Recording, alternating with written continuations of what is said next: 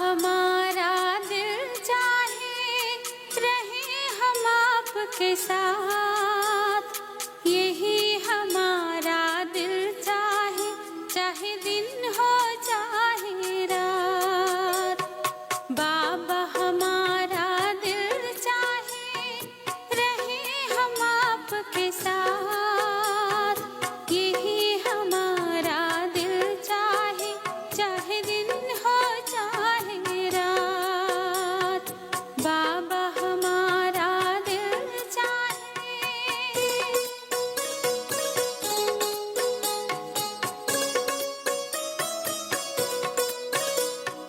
पूरा संगम रहे आप ही साथी, जैसे दिए संग रहती बातें।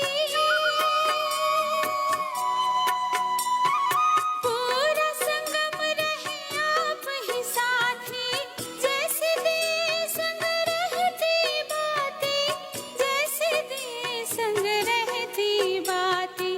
चाहे दुनिया करे न बात, रहे हम आपके साथ, यही हमारा दिल चाहे, चाहे दिन हो चाहे रात। बाबा हमारा दिल चाहे।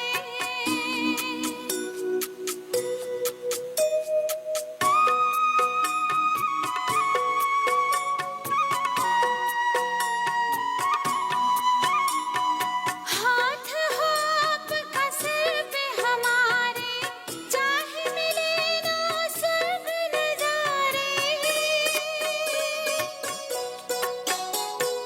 हाथ हो आपका सिर पे हमारे, चाहे मिले ना स्वर्ग नजारे, चाहे मिले ना स्वर्ग नजारे।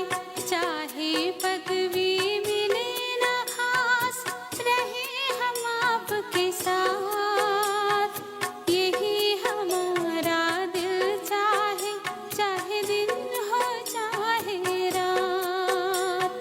बाबा हमारा दिल चाहे।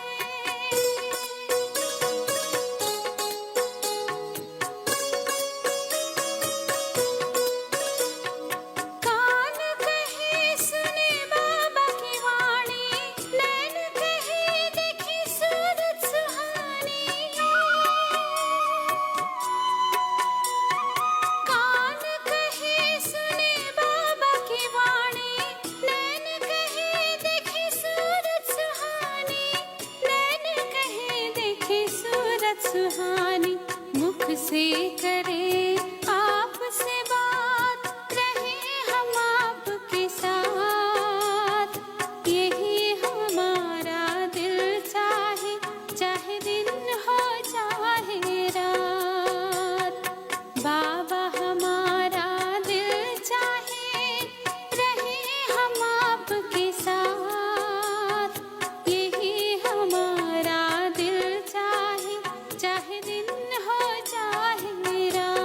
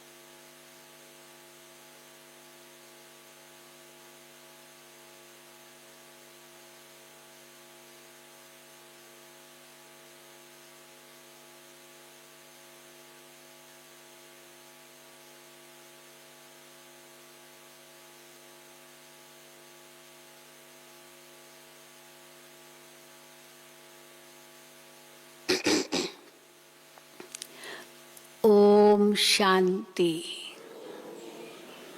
बाबा हमारा दिल चाहे रहे हम आपके साथ, यही सबकी चाहना है ना, दिन रात उनके साथ रहें। लेकिन अगर उनके साथ रहना है तो उनके समान तो बनना पड़ेगा। साथ रहना चाहते हैं पर समान नहीं बनेंगे तो कैसे साथ रह सकेंगे।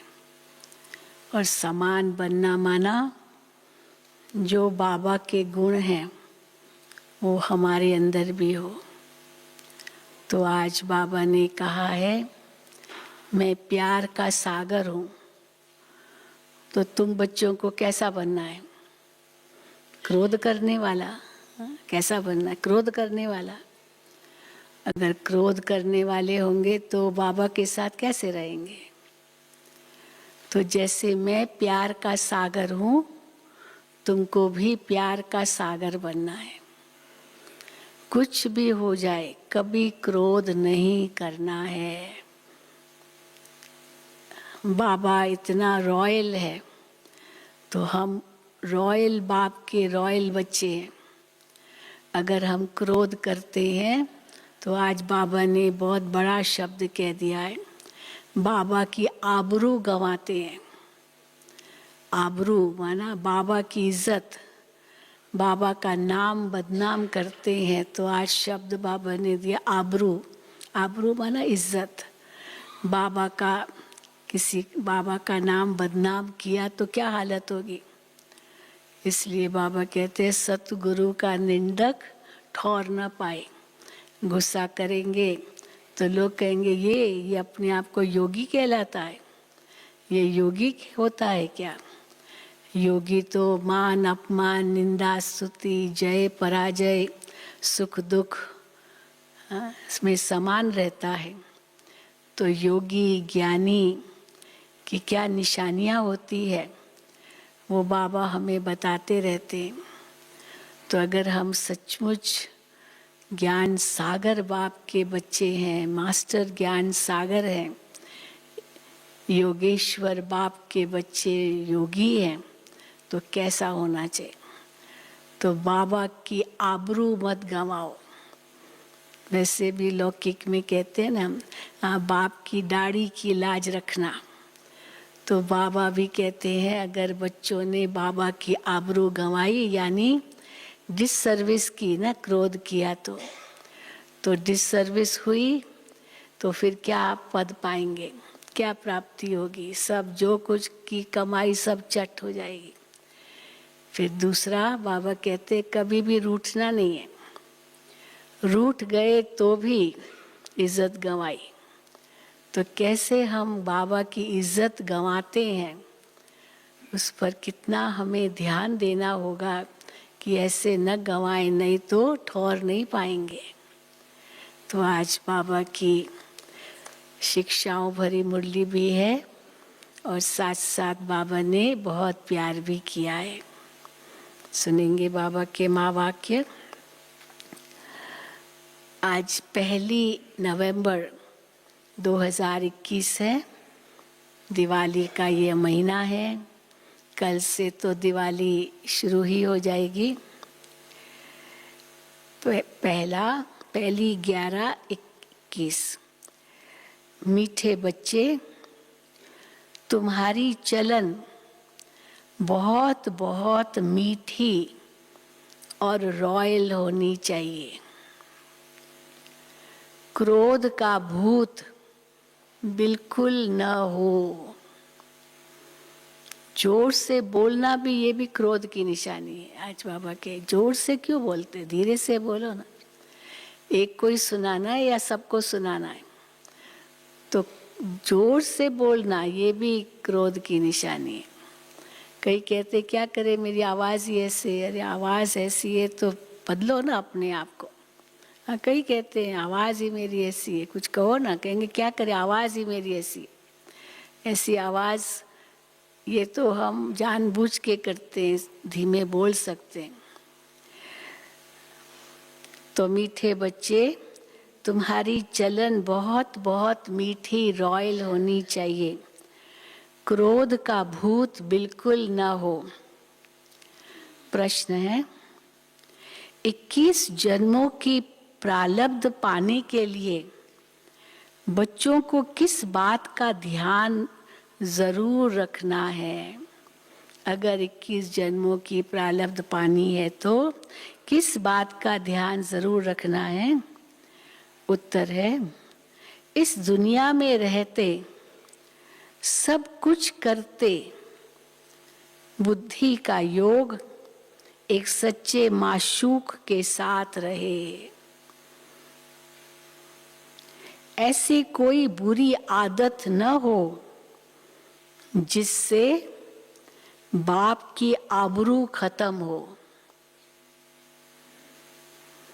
घर में रहते भी इतना प्यार से रहो जो दूसरे समझे कि इसमें तो बहुत अच्छे दैवी गुण हैं। कल परसों भी बाबा ने कहा ना, अब अगर स्त्री ज्ञान में आती है और बदल जाती है एकदम, पहले कितना गुस्सा था क्या था, फिर बदल जाती है तो पति तो खुश होता, अच्छा है वहाँ जाती है, कम से कम इसका गुस्सा तो खत्म हुआ, तो खुश तो होता ही है ना। घर वाले भी खुश होंगे कि इसमें परिवर्तन आया, तब उनका भी इंटरेस्ट जागेगा कि हम भी जाएं। अगर कोई परिवर्तन है ही नहीं, कहेंगे ये क्या तुमको यही सिखाते हैं, गुस्सा करना सिखाते हैं, ऐसे ही बोलते हैं। तो इसलिए बाबा कहते हैं, घर में रहते भी इतना प्यार से रहो जो दूसरे समझे कि इसमें तो बहुत अच्छे दैवी गुण हैं। गीत है, जाग सजनिया जाग, नवयुग आया रे। ओम शांति। मीठे मीठे रूहानी बच्चों ने गीत सुना, इसका अर्थ भी जरूर बच्चे समझ गए होंगे। बाप आकर नई नई बातें सुनाते हैं। कितना गहरा अर्थ है, जाग सजनिया जाग, नवयुग आया रे। कौन समझेगा कौन सजनिया और कौन कह रहा है कौन सा नवयुग? बाबा कहते ये तुम ही जानते हो। बाप आकर नई नई बातें सुनाते हैं। नई दुनिया के नए युग के लिए ये बातें बच्चों ने 5000 वर्ष पहले सुनी थी, अब फिर सुन रहे हैं। ज्ञान दिया था बाबा ने 5000 साल पहले, फिर प्रायलोप हो गया, प्रारब्ध पाली, फिर भक्ति शुरू की, फिर बाबा कहते अभी मैं दे रहा हूँ, अब फिर सुन रहे हैं। बाकी बीच में सिर्फ भक्ति मार्ग की बातें ही सुनी है द्वापुर से। सतयुग में तो ये बातें होती नहीं, ज्ञान तो ऐसे नहीं सुनाएंगे जैसे अभी सुनाते हैं बाबा, न भक्ति होती है। वहाँ है ज्ञान मार्ग की प्रारब्ध। अब तुम बच्चे नई दुनिया के लिए सच्ची कमाई कर रहे हो। आता है ना ख्याल, हम सच्ची कमाई कर रहे हैं नई दुनिया के लिए। नॉलेज को सोर्स ऑफ इनकम कहा जाता है। कैसे कमाई कर रहे हैं? ज्ञान। ये ज्ञान कहते हैं ना, knowledge is source of income, कमाई का साधन है ज्ञान, पढ़ाई। तो ये पढ़ाई जो हम पढ़ रहे हैं इससे हमारी इनकम होती है, बहुत कमाई होती है। नॉलेज को सोर्स ऑफ इनकम कहा जाता है। पढ़ाई द्वारा कोई बैरिस्टर, इंजीनियर आदि बनते हैं, आमदनी भी बहुत होती है। कोई अच्छा पद मिल गया पढ़ाई से, डिग्रीज बहुत ले ली तो अच्छी नौकरी मिलेगी, अच्छा पद मिलेगा तो बहुत आमदनी होगी, उनकी कमाई होगी, तनख्वाह अच्छी मिलेगी, आमदनी भी होती है। तुम इस पढ़ाई से राजाओं का राजा बनते हो। कितनी ऊंची आमदनी, ये कितनी जबरदस्त कमाई है। अब तुम बच्चों को ये निश्चय है, अगर थोड़ा संशय है, थोड़ा संशय है, पता नहीं कमाई है क्या है, पता नहीं किस जन्मों की कमाई है क्या, कुछ माना थोड़ा संशय है, तो बाबा कहते हैं हो सकता है आगे चलते चलते निश्चय होता जाएगा। सबको एक ही समय पर तो निश्चय नहीं होगा, या तुरंत तो निश्चय नहीं भी होता है। नई बात है ना, तो निश्चय तुरंत नहीं होता है। तो पर बाबा कहते हैं आगे चलते चलते निश्चय होता जाएगा। सेकंड में जीवन मुक्ति गाई हुई है, बाबा का बना और वर्षे का मालिक बना। बाप जो स्वर्ग का रचयिता है, वो आया है हमको मालिक बनाने। ये तो बच्चों को निश्चय होना चाहिए। अगर यही निश्चय नहीं है कि स्वर्ग का रचयिता आया है हमको स्वर्ग का मालिक बनाने, तो फिर यहाँ बैठे ही क्यों हैं? बैठे हैं, सिद्ध है कि ये निश्चय है कि स्वर्ग का रचयिता आया है हमको स्वर्ग का मालिक बनाने। ये तो बच्चों को निश्चय होना चाहिए। ये भी जानते हो कि दो बाप हैं, एक है लौकिक बाप, दूसरा है पारलौकिक बाप, जिसको कहते हैं परम पिता परमात्मा, ओ गॉड फादर। लौकिक फादर को कभी परम पिता नहीं कहेंगे। सबका सुख दाता, शांति दाता वो एक ही पारलौकिक बाप है। सतयुग में सब सुखी रहते हैं, बाकी आत्माएं, हाँ, सतयुग में जो रहते हैं वो सब सुखी रहते हैं, और बाकी सब आत्माएं शांति धाम में रहती है। सतयुग में तुमको सुख शांति, क्या क्या है वहाँ, सुख शांति धन दौलत निरोगी काया सब कुछ है। ये भी निकल सकती है क्या क्या है हमको सतयुग में, सुख शांति धन दौलत निरोगी काया सब कुछ है। तो ऐसे मोस्ट बिलवेड बाप को सब पुकारते हैं। साधु संत लोग भी साधना करते हैं। साधु किसको कहा जाता है? जो साधना करे उसको ही साधु कहते हैं। तो साधु संत लोग भी साधना करते हैं, लेकिन किसकी साधना करते हैं ये जानते नहीं। क्योंकि पता नहीं किसकी साधना करते हैं, क्योंकि वो तो ब्रह्म को याद करते हैं। तो जैसे कि ब्रह्म की साधना करते हैं, ब्रह्म में जाने के लिए, ब्रह्म में लीन होने के लिए ही साधना करते हैं। तो हम ब्रह्म में लीन हो जाएं, परंतु लीन तो हो नहीं सकते। ब्रह्म को याद करने से पाप थोड़ी कटेंगे। मानो कि उनकी सारी साधना इस काम की हुई। अगर परमात्मा ब्रह्म को ही कह दिया और ब्रह्म में जाने लिए, ब्रह्म में लीन होने लिए ब्रह्म को याद करते, तो बाबा कहते हैं तो याद उससे थोड़ी पाप कटेंगे। ब्रह्म को याद करने से पाप थोड़ी कटेंगे। बाप कहते हैं माम एकम याद करो, सर्वशक्तिवान मैं हूँ वह ब्रह्म। वो ब्रह्म तो महतत्व है, तो सर्वशक्तिवान तो मैं हूँ, ब्रह्म तो मेरा घर है। तो सर्वशक्तिवान तो मैं हूँ वह ब्रह्म जो रहने का स्थान है। ब्रह्म महतत्व में सभी आत्माएं निवास करती है। तो ब्रह्म को उन्होंने भगवान समझ लिया है। जैसे भारतवासियों ने हिंदुस्तान में रहने के कारण अपना धर्म हिंदू समझ लिया, सिंधु घाटी सिंधु संस्कृति के ही साथ पास रहते थे, तो इसलिए सिंधु के बदले हिंदू आ गया और हिंदू से फिर धर्म ही हिंदू बन गया। तो जैसे भारतवासियों ने हिंदुस्तान में रहने के कारण अपना धर्म हिंदू समझ लिया है, वैसे ब्रह्म तत्व रहने के स्थान को परमात्मा समझ लिया है। वो है ब्रह्मांड। ब्रह्म महतत्व को ब्रह्मांड कहते बाबा। तो ब्रह्मांड माना वहाँ ब्रह्म तत्व में आत्माएं ज्योतिर्बिंदु अंडे आकार में रहती है। ब्रह्मांड अंडे आकार में, अंगुष्ठ आकार में रहती है, इसलिए उनको ब्रह्मांड कहते हैं। और ये है मनुष्य सृष्टि। ब्रह्मांड अलग है, मनुष्य सृष्टि अलग है। आत्मा क्या है ये भी किसी को पता नहीं है। सचमुच ढूंढ ही रहे आत्मा क्या है, आत्मा को कैसे देखे ये भी किसको पता नहीं है। कहते भी हैं प्रकृति के बीच में चमकता है अजब सितारा। फिर कहते हैं आत्मा अंगूठे मिसल है। हाँ, अंगूठा इसको कहते ना, तो ये अंगूठे मिसल है।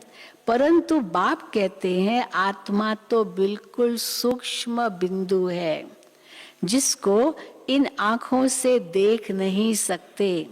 इनको देखने की, पकड़ने की बहुत कोशिश करते हैं, परंतु किसको भी पता नहीं पड़ता।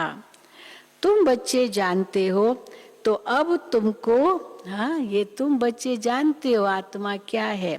अब तुम बच्चों को भारत को स्वर्ग बनाने में बाप का मददगार भी बनना पड़े। बहुत बड़ा काम बाबा देते हैं, भारत को स्वर्ग बनाने में बाप का मददगार बनना पड़े। बाप आते ही भारत में हैं, भारत को ही फिर से कितना ऊंचा बनाते हैं। शिव जयंती भी भारत में ही मनाते हैं। जैसे क्राइस्ट होकर गया तो क्रिश्चियन लोग क्रिसमस मनाते रहते हैं। क्राइस्ट कब आया वो भी जानते हैं, हाँ, इसलिए 25 दिसंबर समझते हैं क्राइस्ट का जन्मदिन है। तो क्राइस्ट कब आया वो भी जानते हैं, परंतु भारतवासियों को ये पता नहीं कि बाप कब आया था, फिर कृष्ण कब आया था, किसका भी उनको पता नहीं है। महिमा सारी कृष्ण की गाते हैं, उसको झूले में झुलाते हैं, बहुत प्यार करते हैं, परंतु ये नहीं जानते कि उनका जन्म कब हुआ, कैसे हुआ। कह देते हैं द्वापुर में गीता सुनाई, परंतु कृष्ण द्वापुर में तो आते नहीं। लीला तो एक बाप की ही है। सारी जो भी लीलाएं दिखाई है भागवत में, बाबा कहते हैं ये कोई श्री कृष्ण की थोड़ी है, वो तो कितना रॉयल बच्चा होगा। सतयुग में कैसे पैदा होता है, माँ को साक्षात्कार होता है, कोई जेल में थोड़ी पैदा होगा। तो ये बाबा कहते हैं ये सारी संगम की ही बातें। तो बाबा कहते हैं परंतु लीला तो एक बाप की है, तब उनके लिए कहते हैं, शिव बाबा के लिए क्या कहते हैं, सारी लीला उनकी है, तब कहते हैं तुम्हारी गत मत तुम ही जान। तुम्हारी गति करने की जो मति है वो तुम ही जानते हो और कोई नहीं जानता है। अब कृष्ण तो है सतयुग का प्रिंस, पहले से माता को साक्षात्कार हो जाता है। श्री कृष्ण की माँ को पहले से साक्षात्कार हो जाता है कि योग बल से बच्चा पैदा होने वाला है। वहां शरीर भी ऐसे ही छोड़ते हैं। योग बल माना आत्मा का ज्ञान तो है ना, तो इसीलिए वो आत्मा का ज्ञान है कि मैं आत्मा ये पुराना चोला छोड़ रहा हूँ। वहाँ शरीर भी ऐसे ही छोड़ते हैं, एक शरीर छोड़ दूसरा लेते हैं। सर्प का मिसाल है ना, वास्तव में ये मिसाल सन्यासी नहीं दे सकते हैं। क्यों नहीं दे सकते हैं सर्प का मिसाल सन्यासी? क्योंकि सन्यासी तो ये समझते हैं भाई कोई नहीं, सन्यासी ने शरीर छोड़ा वो तो ब्रह्मलीन हो गया, उसने दूसरा जन्म लिया, ये तो कहाँ कहते हैं, ब्रह्मलीन हो गया, ब्रह्मलीन, तो यही शब्द यूज करते हैं। पर सर्प का मिसाल तो तब माने कि एक चोला छोड़ा दूसरा चोला लिया। तो इसीलिए बाबा कहते हैं सन्यासी ये मिसाल दे नहीं सकते। तुम विकारी मनुष्यों को बैठ, फिर दूसरा मिसाल, एक तो सर्प का मिसाल, दूसरा तुम विकारी मनुष्यों को बैठ ज्ञान की भूं भूं कर तमो प्रधान से सतो प्रधान बना देते हो। ये भी तुम्हारा ही धंधा है, ये भी तुम्हारा ही धंधा है। कैसे उनको पंख ला देते हो सबको, भूं भूं कर मनुष्य को देवता बना देते हो, भ्रमणी मिसाल।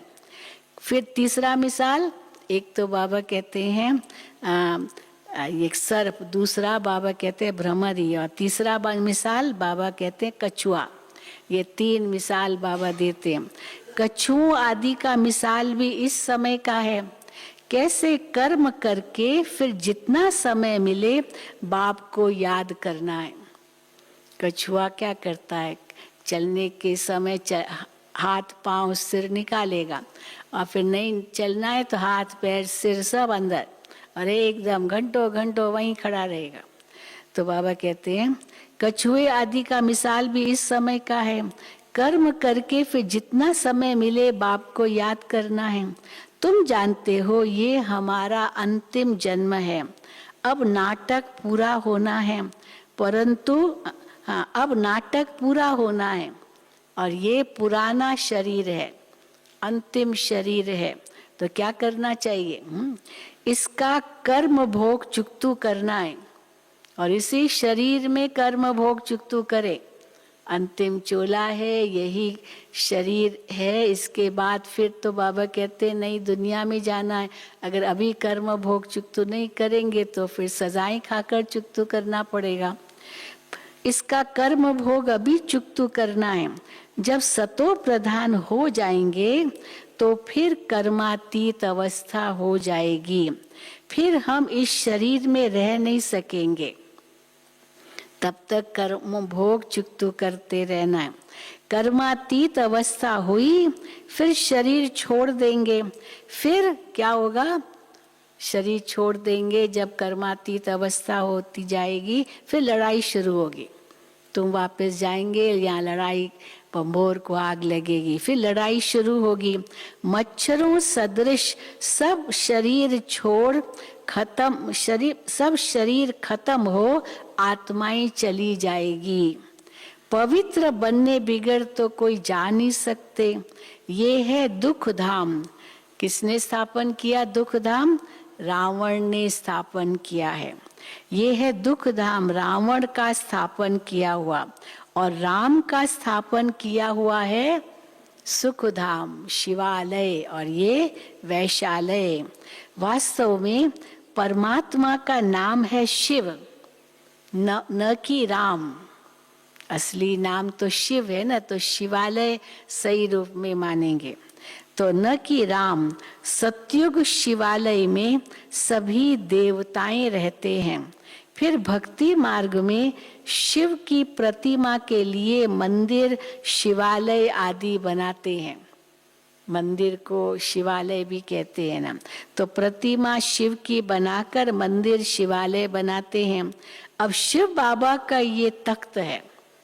कौन सा शिवालय है? जहाँ शिव विराजमान है। तो बाबा कहते हैं शिव बाबा का ये तख्त है, माना ब्रह्मा का अकाल तख्त, ये भ्रकुटी। अब शिव बाबा का ये तख्त है, आत्मा इस तख्त पर विराजमान है।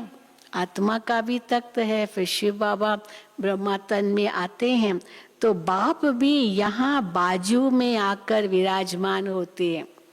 तो ये भ्रकुटी क्या हो गई? जैसे शिवालय हो गई। बाप भी यहाँ बाजू में आकर विराजमान होते हैं और आकर के पढ़ाते हैं। सदैव तो नहीं रहता शिव बाबा, सारा समय तो ब्रह्मा के तन में नहीं रहता। याद करो तो ये आया। जब भी शिव बाबा को याद करो, आ गया शिव बाबा आपके पास। बाप कहते हैं मैं तुम्हारा बेहद का बाप हूँ, वर्षा मेरे से तुमको मिलना है। ब्रह्मा थोड़ी बेहद का बाप है, हाँ, जिससे तुमको वर्षा मिले। भले बेहद का बाप है पर वर्षा तो नहीं मिलता ना। जो इसलिए बाबा कहते हैं ब्रह्मा थोड़ी बेहद का बाप है जो वर्षा मिले। इसलिए तो मुझे याद करो। बाबा हमेशा कहते थे इनको याद मत करो, उसको याद करो। ब्रह्मा बाबा भी कहते उनको याद करो। मीठे बच्चे जानते हैं कि शिव बाबा ज्ञान का सागर है। अब सारी धारणा, शिव बाबा ज्ञान का सागर है, प्यार का सागर है। तो तुम बच्चों को भी प्यार का सागर बनना है। स्त्री पुरुष एक दो को सच्चा प्यार नहीं करते, वो तो विकार का प्यार है या स्वार्थ का प्यार है। सच्चा प्यार तो निस्वार्थ होता है, बड़ा पवित्र प्यार होता है। स्त्री पुरुष एक दो को सच्चा प्यार नहीं करते, वो तो काम विकार को ही प्यार समझते हैं। परंतु बाबा ने कहा है कि काम महाशत्रु है, ये आदि मध्य अंत दुख देने वाला है। देवताएं तो निर्विकारी थे, तब तो कहते हैं देवताएं निर्विकारी थे, तो क्या कहते हैं? कृष्ण जैसा बच्चा मिले, इतना पवित्र प्यारा बच्चा मिले, कृष्ण जैसा पति मिले। कृष्णपुरी को याद करते हैं ना। अब बाप कृष्णपुरी स्थापन कर रहे हैं। तुम स्वयं श्री कृष्ण जैसे अथवा मोहन जैसे बन सकते हो। श्री कृष्ण का दूसरा नाम मोहन भी है। मोहिनी बहन बताती थी, बाबा हमको कभी मोहिनी नहीं बुलाते थे, मोहन, मोहन बच्ची।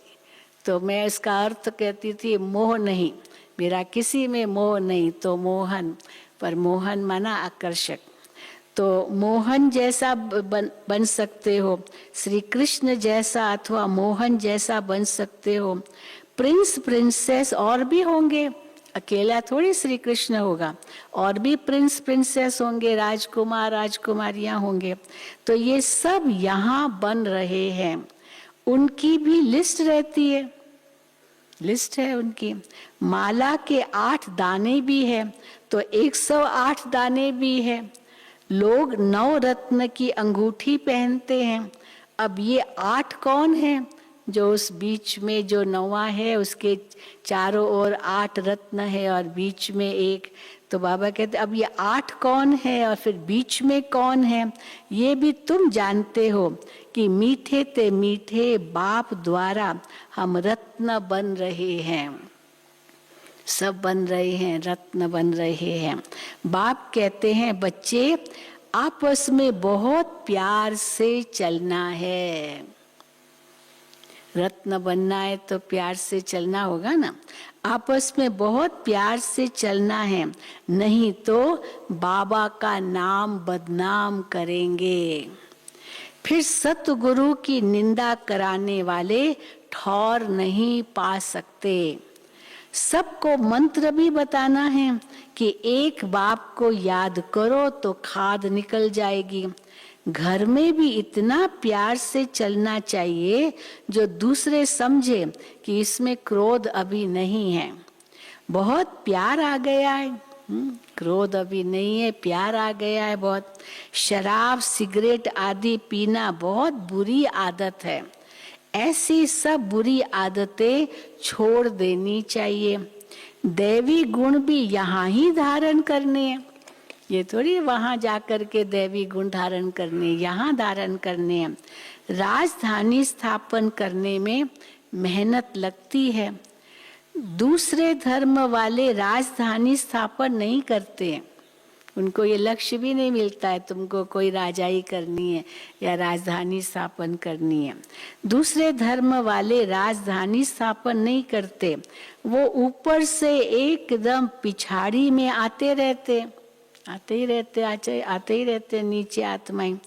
तुम 21 जन्म की प्रारब्ध बना रहे हो, इसमें माया के तूफान बहुत आएंगे। इसलिए बाबा भेंट करते ना, और धर्म, और यहाँ जो देवता धर्म की स्थापना होती है तो देवता धर्म की आत्माएं तो यहाँ ही हैं, और धर्मों की आत्माएं तो उस समय वहाँ नहीं होती, वो ऊपर से आती है धर्म पिता के पीछे पीछे। इसलिए वहाँ माया की तो कोई बात ही नहीं है, पर यहाँ माया की बात है, क्योंकि यहाँ ही ये सब वो देवता धर्म की आत्माएं हैं। और उनको बाबा कहते हैं, इनको जीतो विकारों को, तो माया तो अपोज करेगी ना, विरोध करेगी। तो बाबा कहते हैं इसमें माया के तूफान बहुत आएंगे, फिर भी पुरुषार्थ कर दैवी गुण धारण करने हैं।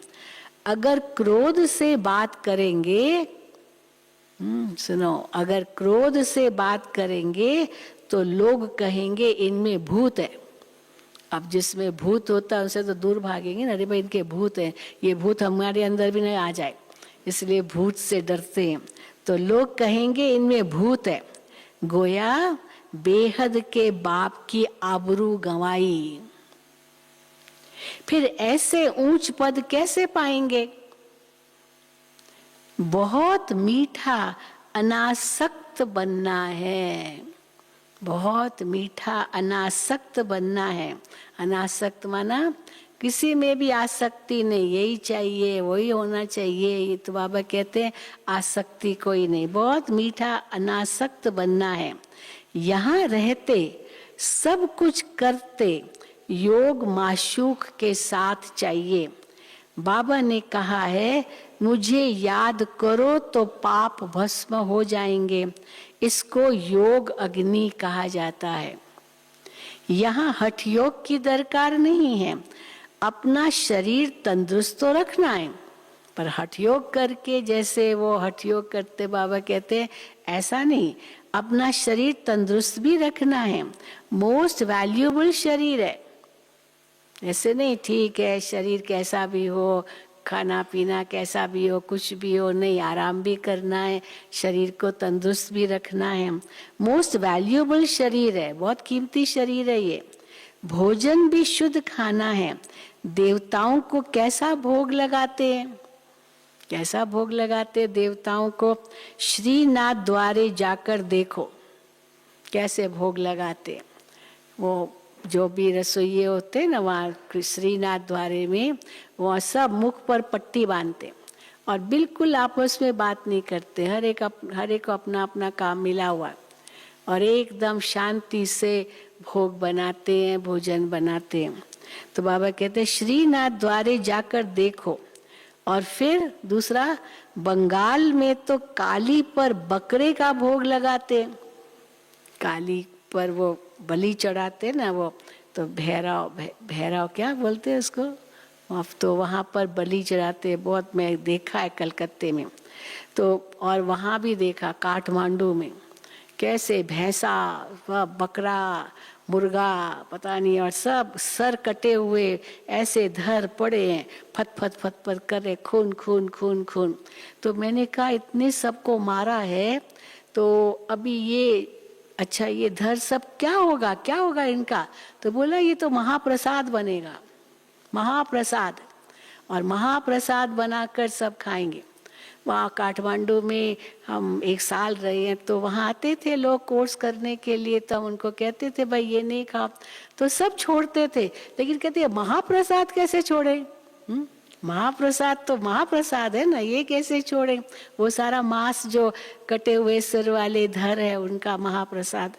तो बाबा कहते हैं, तो फिर बाबा बंगाल की बात करते हैं, वे अपने काली पर बकरे का भोग लगाते हैं, वे अपने पितरों को, जो उनके पूर्वज है, पितरों को भी मछली खिलाते हैं, नहीं तो समझते हैं कि ये पितर नाराज हो जाएंगे अगर उनको मछली नहीं खिलाई तो मछली खिलाते हैं, नहीं तो नाराज हो जाएंगे पितर।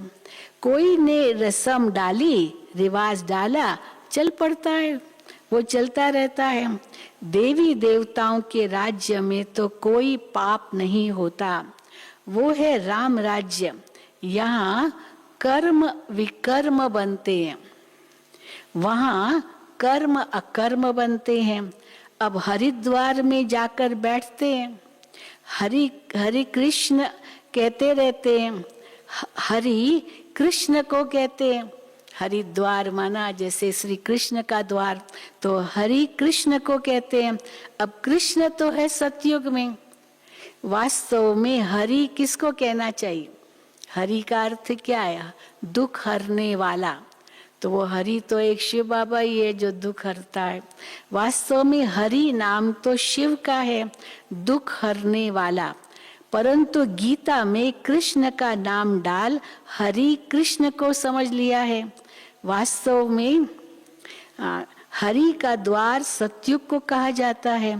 भक्ति मार्ग में जो कुछ आता है बोलते रहते हैं। शिव बाबा हरि और उनका द्वार एक है परम धाम, फिर शिव बाबा जो सतयुग स्थापन करते हैं वो भी हरिद्वार हो गया, क्योंकि हरि परमात्मा ने वो सतयुग रचा। तो बाबा कहते हैं वास्तव में दुख हरने वाला है शिव बाबा, हरि का द्वार सतयुग को भी कहा जाता है। भक्ति मार्ग में तो जो कुछ आता है बोलते रहते। बाबा हरि, हमारी मनोहर दादी का लौकिक नाम हरि था, हरि बहन भी का भी नाम होता है, तो हरि था।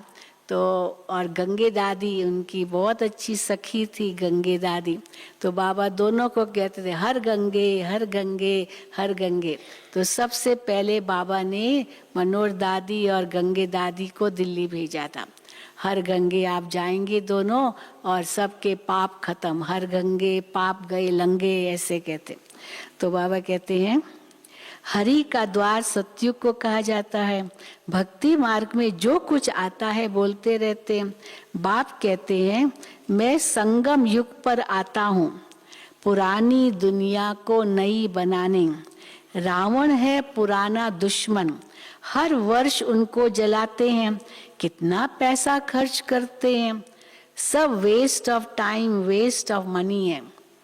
आजकल गवर्नमेंट बहुत स्ट्रिक्ट हो गई है, पटाखे जलाना, पोल्यूशन करना। ये अभी देखो दिवाली आ रही, इतनी आवाज़ नहीं आ रही, नहीं तो कितनी आवाज़ आती है पटाखों की, रात भर पटाखों की आवाज़ आती है।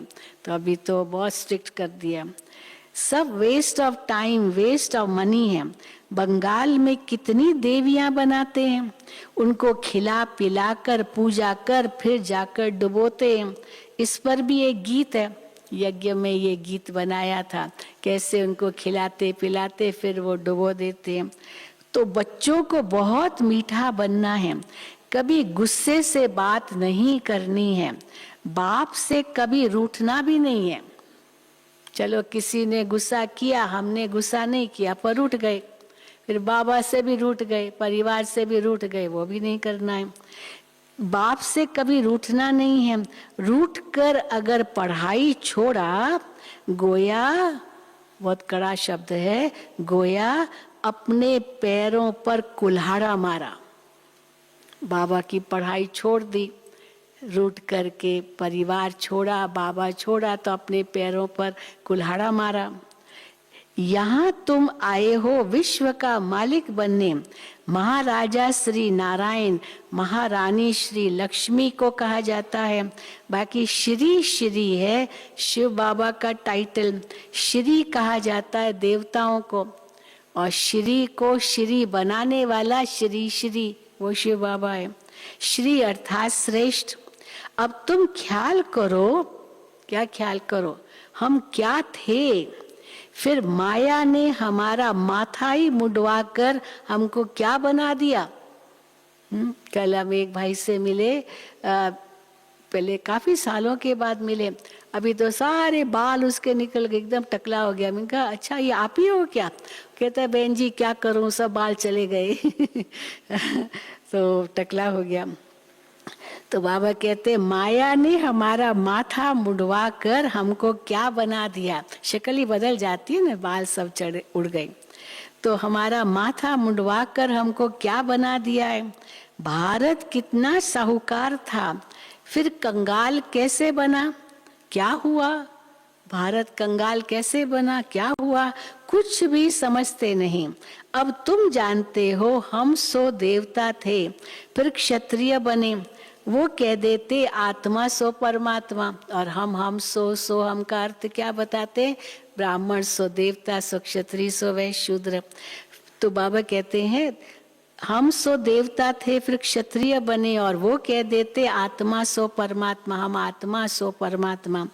नहीं तो हम सो का अर्थ कितना सहज है। वो लोग कहते हैं मनुष्य का जन्म सिर्फ एक होता है, 84 लाख योनियों के बाद एक मनुष्य का चोला मिलता है, और अगर उसमें आपने अच्छे कर्म किए तो मोक्ष मिलेगा, नहीं तो वापस जाओ 84 लाख योनियों में। तो बाबा कहते हैं मनुष्य का जन्म सिर्फ एक होता है, परंतु बाप समझाते हैं मनुष्य के जन्म तो 84 होते हैं। उस 84 जन्मों में तुम्हारा ये संगम का एक जन्म दुर्लभ है। मनुष्य जन्म दुर्लभ है, पर कौन सा? बाबा कहते ये संगम युगी ब्राह्मण एक जन्म। जबकि तुम बेहद बाप से स्वर्ग का वर्षा पाते हो, तुम बहुत रॉयल बाप के रॉयल बच्चे हो, तो तुम्हारे में कितनी रॉयल्टी होनी चाहिए। रॉयल मनुष्य कभी जोर से बात नहीं करते। दुनिया में तो घर घर में कितना हंगामा है, स्वर्ग में ऐसी कोई बातें नहीं होती। ये बाबा भी, अब बाबा ब्रह्मा बाबा अपना लौकिक का बताते, बाबा वल्लभाचारी थे, कट्टर वैष्णव थे, पक्के वैष्णव। श्रीनाथ उनके इष्ट थे ना, विष्णु श्री नारायण उनके इष्ट थे। और वल्भाचारी जो लोग होते हैं, जो कट्टर होते हैं, वो किसी ने हाथ भी लगाया उनको ना जाके स्नान करेंगे, किसी दूसरे का पकाया हुआ भोजन भी नहीं खाएंगे, खुद ही अपना पकाएंगे, बहुत वो स्ट्रिक्ट होते हैं। तो बाबा भी वल्भाचारी थे। तो बाबा कहते हैं ये बाबा भी वल्भाचारी कुल का था, फिर भी कहाँ वो सतयुग के देवताएं और कहाँ आजकल के वैष्णव लोग।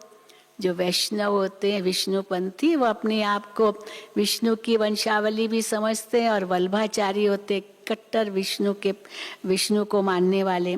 तो कहाँ आजकल के वैष्णव लोग ऐसे नहीं, वैष्णव है तो विकार में नहीं जाते, हाँ शुद्ध शाकाहारी भोजन खाते हैं, लेकिन विकारी तो वो भी बनते हैं।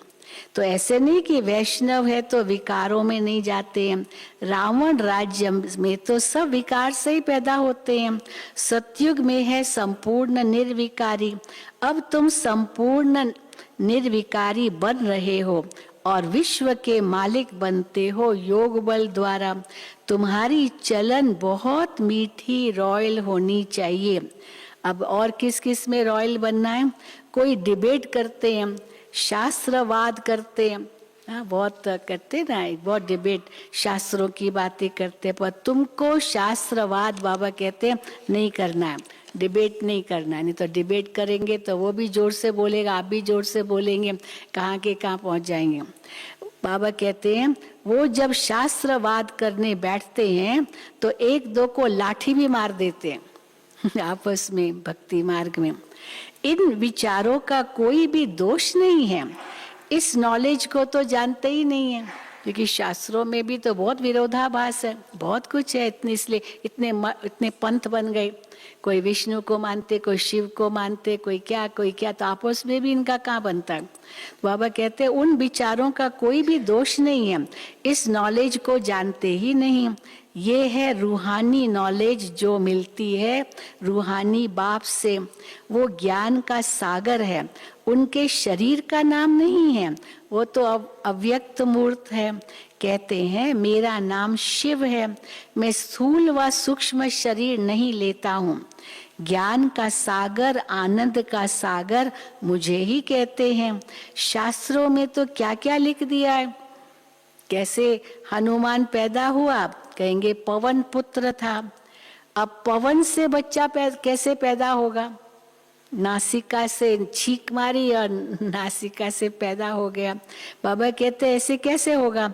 फिर परमात्मा के लिए कहते हैं कच्छ मच अवतार, कितनी गाली दी है।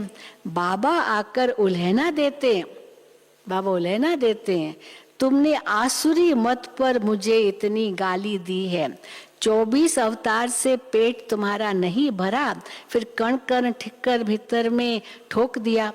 ये सब शास्त्र द्वापुर से बने हैं। पहले पहले तो सिर्फ शिव की पूजा होती थी, गीता भी तो बाद में बनाई है।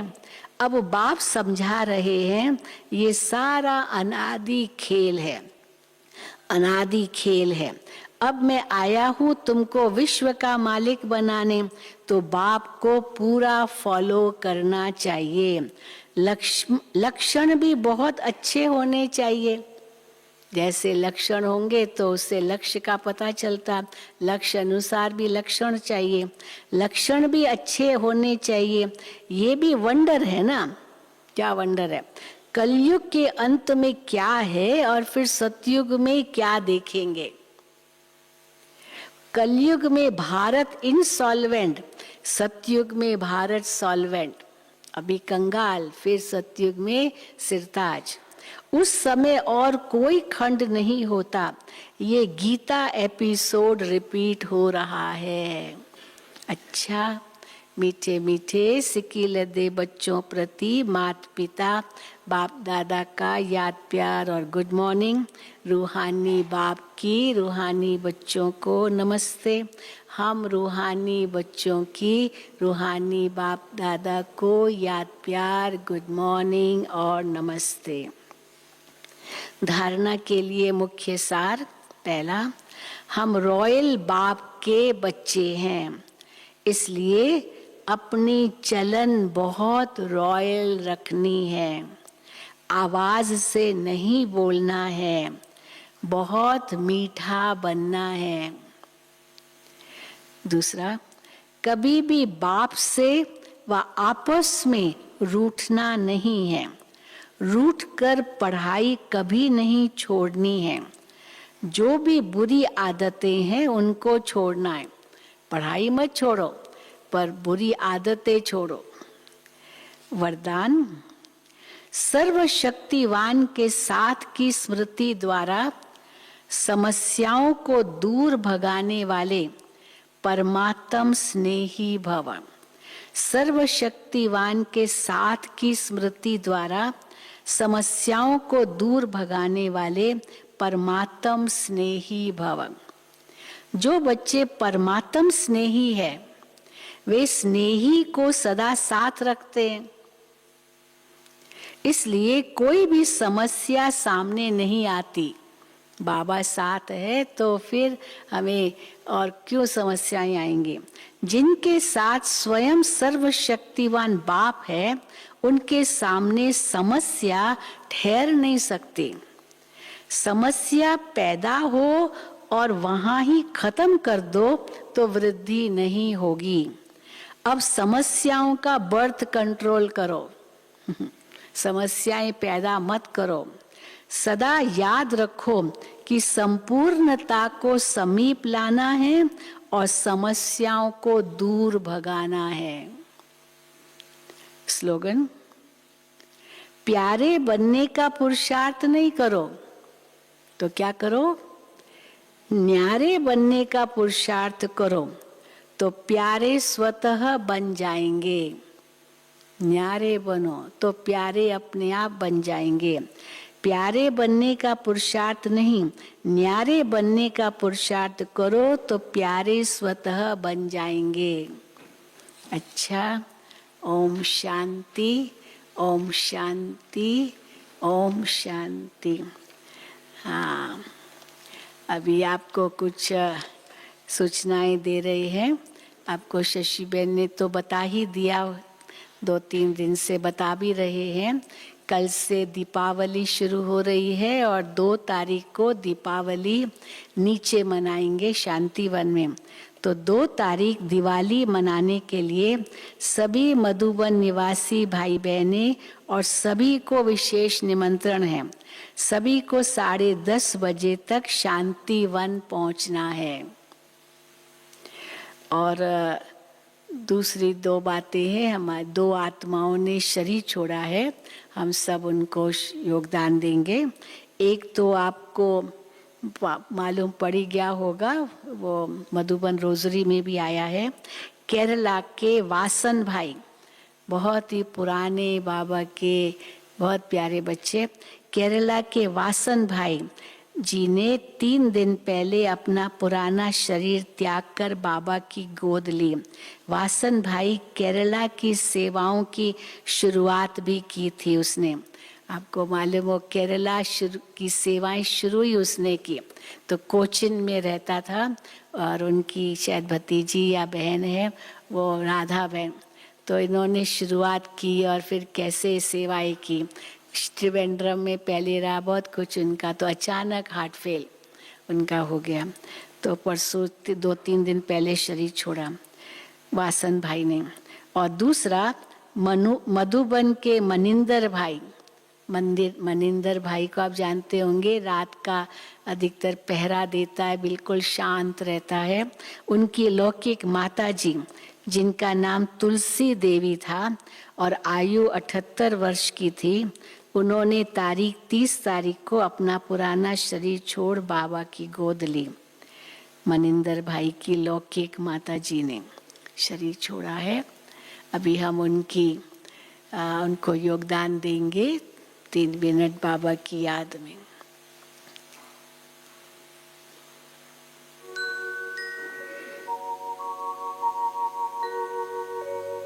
शांति के पथ पर चलो, शिव पिता की तुम संतान।